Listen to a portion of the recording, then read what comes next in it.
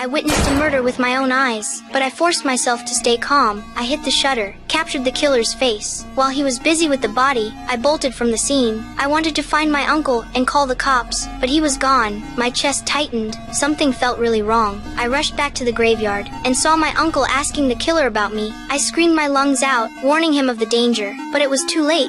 The killer took him out, sent him straight to heaven. He noticed the camera in my hand. The second he froze, I spun around and ran for my life. I sprinted to a wooden cabin. The man inside blocked me, totally confused. And right then, a bullet tore into his ankle. He was stunned by the pain until he saw the masked killer coming closer. That's when he snapped awake. He locked the door, checked his gun, loaded the last 2 bullets. The killer slammed the door open. He fired without hesitation, but the distance was too far. The shot wasn't fatal. The killer stayed on his feet. The room froze in tension. The man warned him coldly. You just try and come up them fucking stairs again, okay?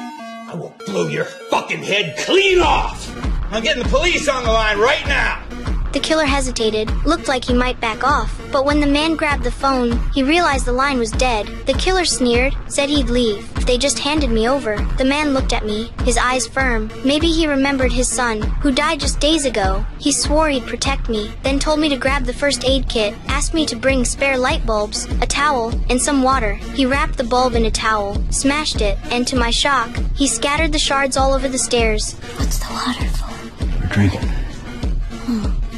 The man asked me why I was being hunted. I told him my nightmare and handed him the film from my camera. He wrapped it carefully, told me to hide it in the water tank. Downstairs, the killer was losing patience, cursing, raging, shouting he'd come up and kill us.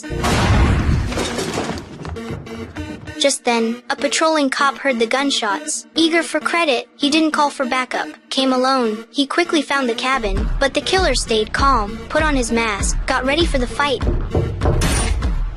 The thud echoed. The cop dropped dead in a pool of blood. Upstairs, the man reacted instantly, told me to use the chance and climb out the window, but I made a sound. The killer chased after me, bullets sprayed, until his mag clicked empty. At that moment, the half-dead cop caught his attention. The killer smirked, stole his weapon, tied him up, gun pressed to his head, forcing the man to give me up. The cop's screams filled the cabin. The man cursed the killer's cruelty, but then lied, saying he didn't care if the cop died. I knew he cared. He was worried sick inside, but all he could do was pray. Soon, the cop's body was dumped outside, but strangely, the killer made no move. The man guessed he was scared backup might arrive. Maybe he'd left. Still, to be safe, he told me to hide in the bathroom, then carefully went downstairs. The first floor was empty. No sign of the killer. The man let out a breath, but his foot hit a boot, and instantly he knew